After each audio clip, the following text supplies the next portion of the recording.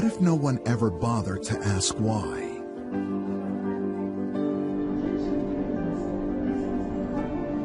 If new ideas were squashed by naysayers before they ever got off the ground?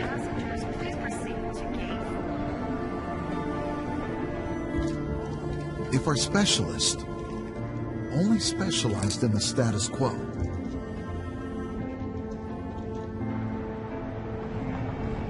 Our world would be a very different place. But here at Chesapeake, constantly asking why is in our DNA. It's what leads us to develop our future's technology, to uncover new sources of untapped energy, and grow as a community of questioners, innovators, and visionaries who share a calling to power a new and better world. What is the Earth, guys? Good question. Let's go through a couple maps. The first map I'm going to introduce today, I don't know how I can work this I'm nervous I am.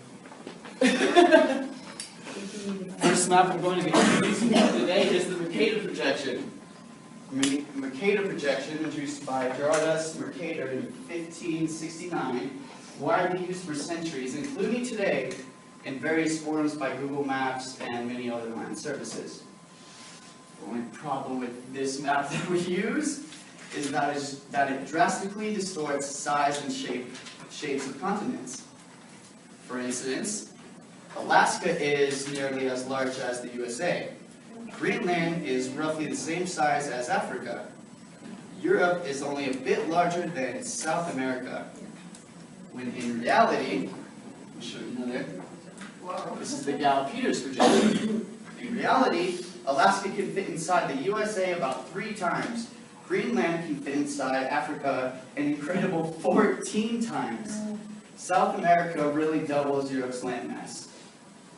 That's what introduces me to my next map, the Gall-Peters projection map.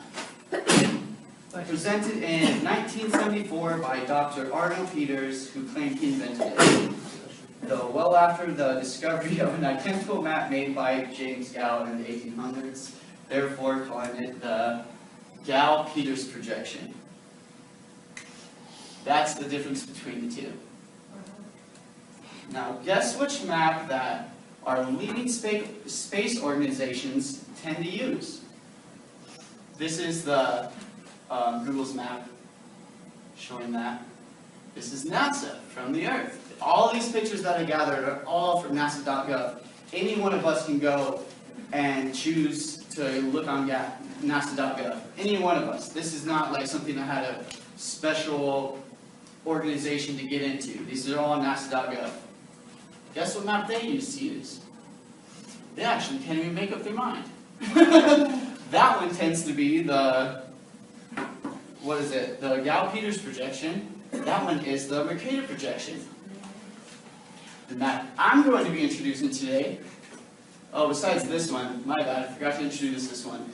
This one shows, these are real pictures from NASA.gov. This is one from 2012. You see the size comparison of America. See how it grows like 4 times the size? The next year they shrink it up. The next map I'm going to be introducing today is Alex Peterson's 1892 map, which I believe to be the most accurate map of the Earth today. Well, I'm going to have to explain a lot, it sounds like. Because, well, we know the Earth would be 93 million miles away. This amount in some circumference, actually I think that's wide, and then 4.3 million miles in circumference. But have you guys ever heard of the torus effect? Nobody ever heard of the torus effect in here? No. It's, I'll explain the directional pattern right now. It'll make it easier for you guys to understand this map. In this map, it's going to be a stationary plane. When the Earth is stationary, the sun, moon, and stars all wrap around us. Well, a lot of people don't get about this is the directional pattern. That's what I'm going to explain right now. On the directional pattern of this map, let me go back. It is a giant torus effect, which I wrote right here. This way is always going to be west, coming out of California. This this way is always going to be east, coming up from New York.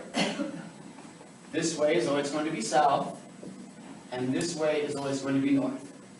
So the north is always going to be right there, and the south is always going to be there, right? The torus effect. It's kind of easy to explain seasons and directional patterns and all that. And if you guys haven't looked into the torus effect before, I would. Because it explains a lot about the Earth.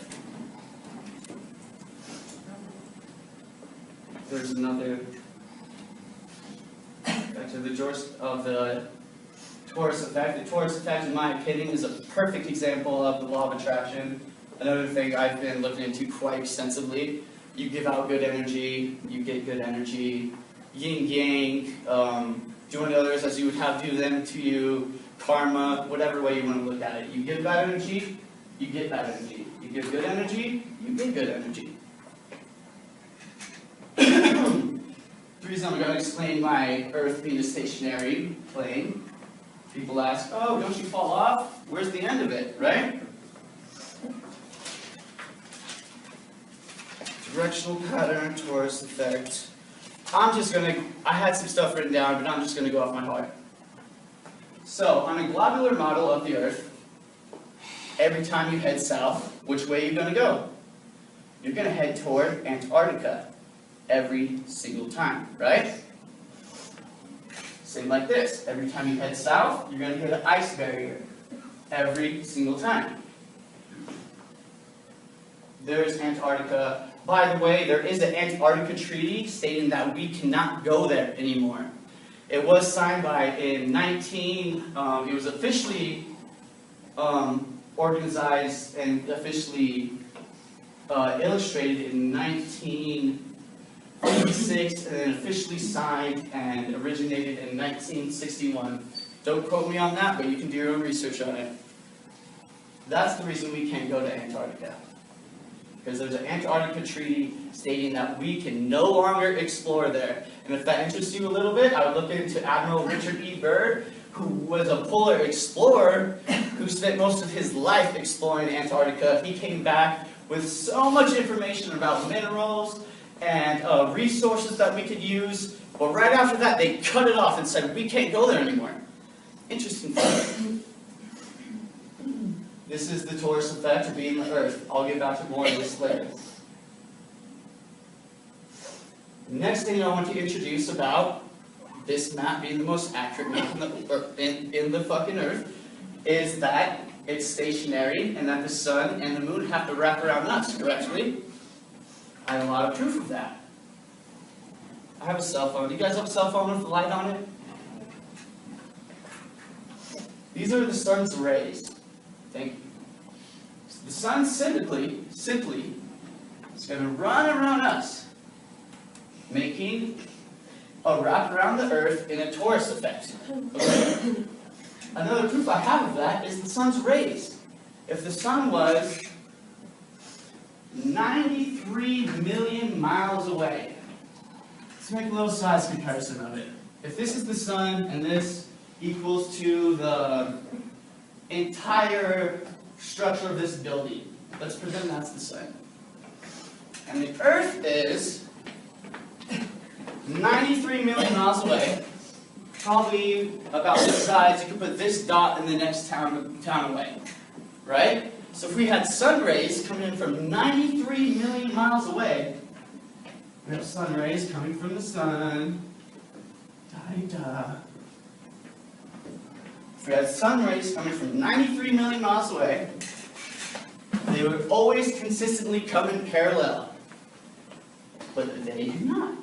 On every single time. You see the triangular angle, the sun's rays come out. Every single time. This is a consistent basis that happens every time. And there may be some phenomenon with weather making it coming at triangular angles at all times, but it doesn't add up on a consistent basis. This picture right here kind of gives it all away. Look at these hot spots the sun rays are giving in a triangular angle. There's some people that take the geometry equation and prove in proven, watch, sorry, I went too far. Proven the base and the angles and the actual height of the sun. The actual height of the sun, I've never done it, I've never done the equation, so I can't get too much into it, but they predict to be just thousands of miles high. Another proof I have of that, don't mind me getting over here. This is a video that was released. Oops. How do I play this? I usually just copy the URL into something. I'm not sure it's yours in the edit. Yeah, it's YouTube. We can skip this one. I'm not that worried about it. It's air. It's a water balloon went up to many elevations and showed a hot spot on the clouds, proving the the sun is not 93 million miles away. You can't have a hot spot on the clouds, and anybody can go look up that video I was just about to pull up. It's blown up so drastically. You can look up anything from hot air balloon, look at the sun, hot air balloon, hot spot, anything. It's obnoxiously blown up on the internet. The next thing I would like to introduce is star trajectory. This is my favorite. This one is by far my favorite. Because if you, excuse me, if you focus your camera on the Polaris star, which is known as the North Star, known as the brightest star in the minor, the minor something constellation, known as the brightest star, also known as the non-movable star. If you take your camera, you put it up to the North Star, and you do a time lapse, which on this map would put the North Star right here, right? Thanks to any compass on this map is going to head you west, any compass on this map is going to head you east, any compass on this map is going to head you south. Any compass on this map is going to head you north. Correct, guys? So the North Star, in any direction on the planet, is going to put it right here. So if you focus your camera on the North Star, being Polaris, you'll get a star trajectory, what girls like to call star trails, like this every single time. Indefinite proof that all the stars wrap around us. Every time, guys, no matter what part of the earth you're at. Another thing I'd like to mention is the measurements of flatness all around the world. We have Lake Erie, Australia, 3,668 miles squared. We have Wadi Rum, Jordan, 278 miles squared. Remember, guys, we're supposed to have an 1/8 inch of curvature every mile squared, according to our circumference of the earth, right? Doesn't happen, has never been accurately measured once in human history. Bolivia Salt Flats, Utah. No, that's Bonneville Salt Flats, Utah. That's only 40 miles squared. I had to throw some sex to get you guys interested still.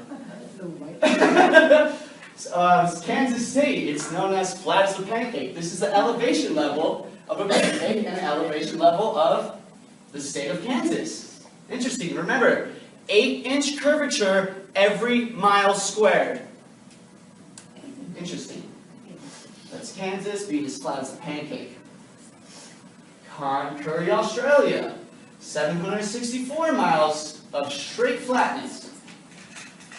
We also have Lake Baikal, Siberia, an amazing 12,248 miles squared.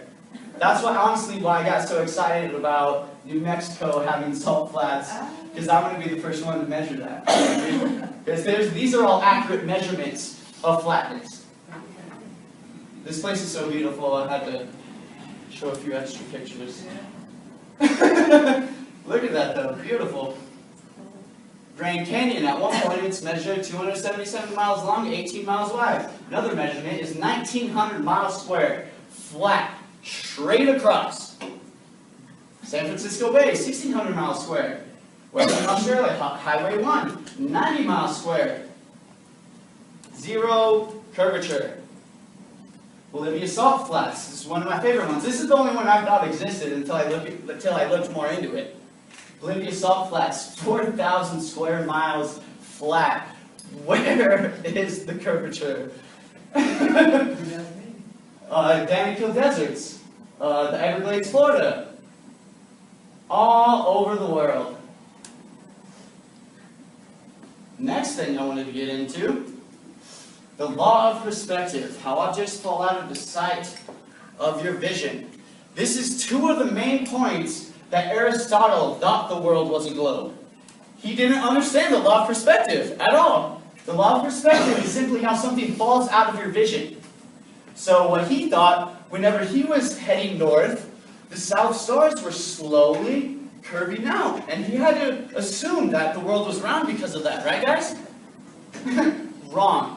He also thought that whenever he was seeing a boat going out of the ocean and went so far it fell out of the curvature, he did not understand the law of perspective. And this is proven day in and day out with boats and people on the ocean, and they will take cameras with high power zoom, saying it fell out of the curvature, and simply zoom into the boat. It's easily proven, every single time. Next thing I'm going to get into is the Coriolis effect. Don't think I wasn't going there, right?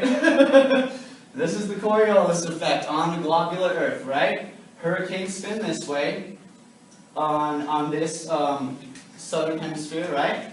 On the northern hemisphere, they spin this way, correct? So if you take Earth as an actual torus effect, which it is, that's the torus effect. That's the torus effect looked at another angle. If you can imagine this, we're going to explain to you guys the torus effect. So if the torus effect with all, okay, this I need to rewind. I'm going to go ahead and take this half of the circle, okay, and then I'm going to compare it to this half of the circle, okay. So with this part being the northern hemisphere, correct, and this part being the southern hemisphere, correct, according to the heliocentric model of the Earth. The Coriolis effect is simply going to be, it's like on this top of the plane, hurricanes are going to spin this way. On this part, hurricanes are going to spin this way. Another easy analogy to explain is take a quarter, roll it off that way, it's going to roll this way. Take a quarter, roll it off that way, it's going to roll that way. Do you guys understand that? Coriolis effect, explained on a flat plane Earth. You're welcome. Next thing I have to introduce is, what about satellite imagery, guys? There's so much satellite imagery showing the curvature of the Earth. There's so much saying it though, right? One problem I have about satellites, and anybody is welcome to look into this, anybody. Satellites hang out in the thermosphere. The thermosphere is chilling at temperatures of 931 degrees Fahrenheit to 3,632 degrees Fahrenheit, an average temperature of 2,282 degrees Fahrenheit.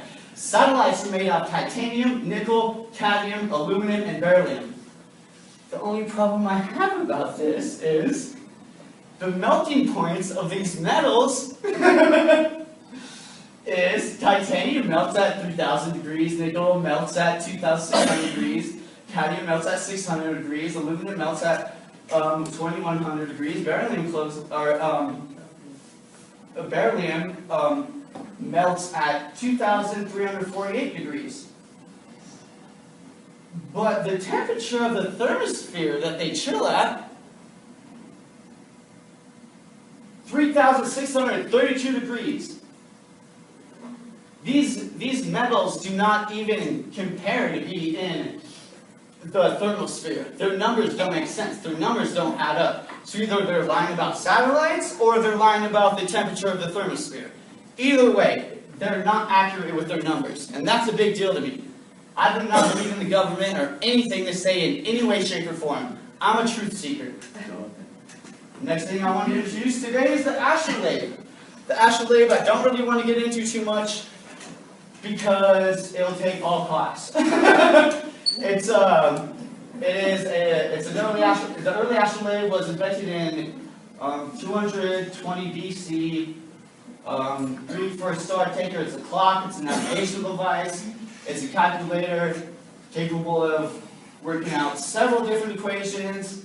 But the main part I want to base about this is that bases its positioning off the North Star still works with precision to this day. Just another indefinite proof that we are a stationary plane. Have you guys ever heard of Auguste Piccard? This is honestly a funny statistic to me. Has anybody heard of Auguste Piccard in here? You have? Good, awesome. Auguste Piccard was a big deal back in the 1930s. I was so inspired by him, I dressed up as him for Halloween. He shattered altitudes of elevation and shattered altitudes of depths of the sea. Do you know how high he got in his gondola device? Thousands of miles high. Thousands. Do you know what his view of the Earth was? In a 1931 Popular Science magazine, August issue, do you know what he says, word by word? Talking about the Earth here. Before NASA, by the way, before NASA. He explains the Earth to be, talking about the Earth here, it seemed, where's that? It seemed a flat disk with upturned edge. Interesting, we never heard about this guy, right? He shattered altitudes. He was a scientist, explorer, everything. I'm going to wrap this up real easy. Sorry to take up so much of your time. Gravity is density, not the theory of relativity. And I'm going to have to whip out my paper for this one.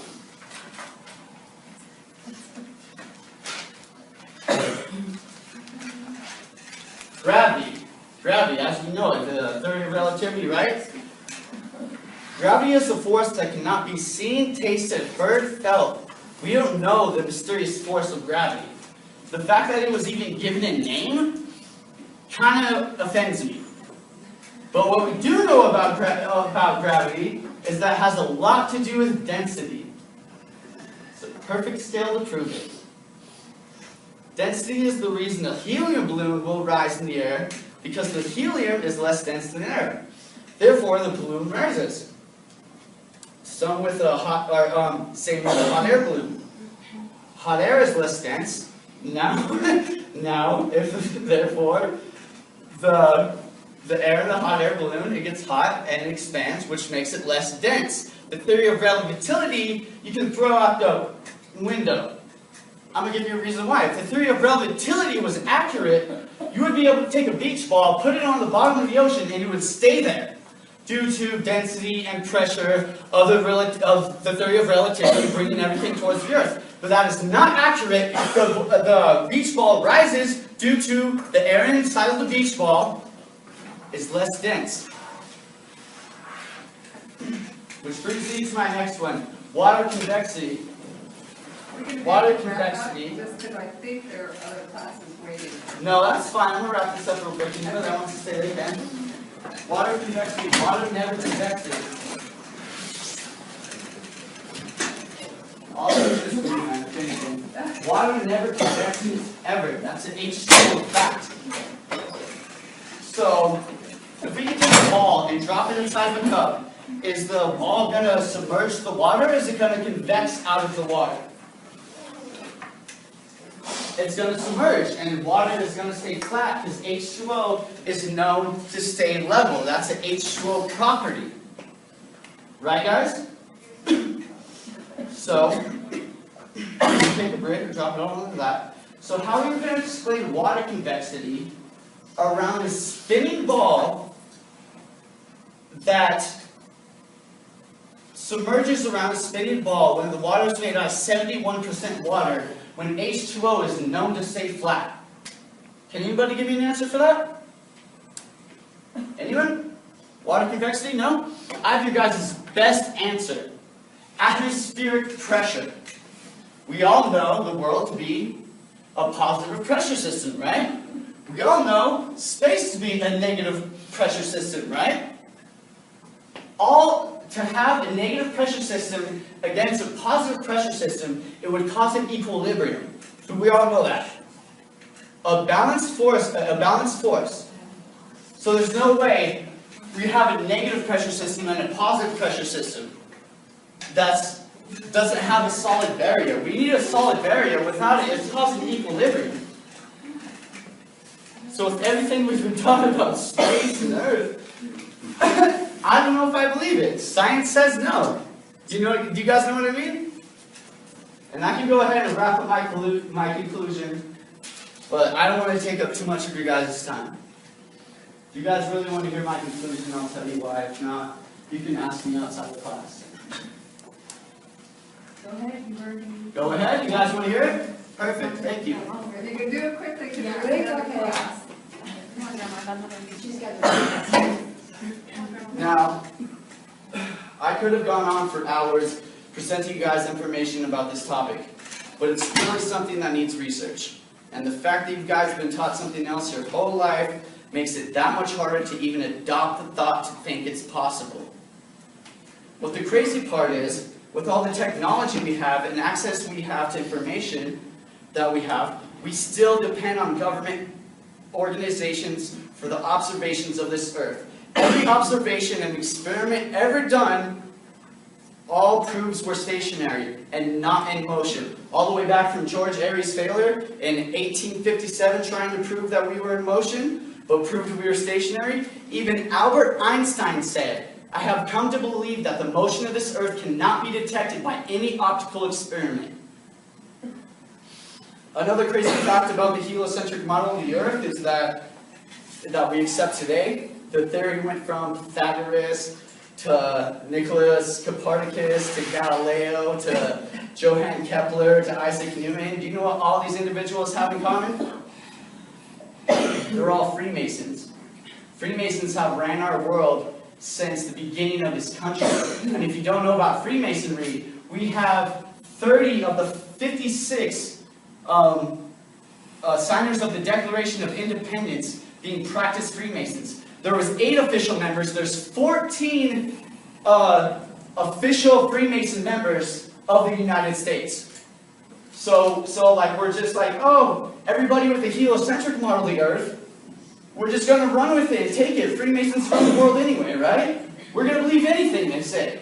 But when you actually go out and do your own observations of the Earth, it proves wrong every single time. And I could go on to satellites being fake. I already did that. Big story, long story short is, why? Why? Why? You know what I mean? I have this all written down, but I'm just going to go from the heart. You know what I mean?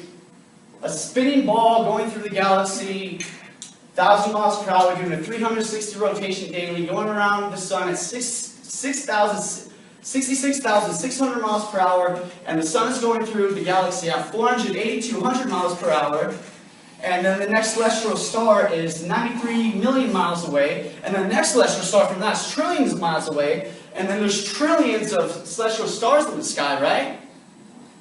Your place of importance becomes less than a grain of sand when it comes to the comparison of the universe. But all of a sudden, if we're a stationary plane, and the sun, moon, and stars all wrap around us, which can be proven through star trajectory, it all of a sudden makes you a lot more important. It all of a sudden puts everything around you. It proves precision. It proves native precision. It proves creator. Okay, we gotta wrap it up, because they need to get in. Thank you. All right. Thanks so much for watching. I hope you enjoyed this video presentation. If you did, please subscribe to my YouTube channel, like the video, and share it on your favorite social media sites. There's a lot more to come, so stay tuned, and we'll see you back next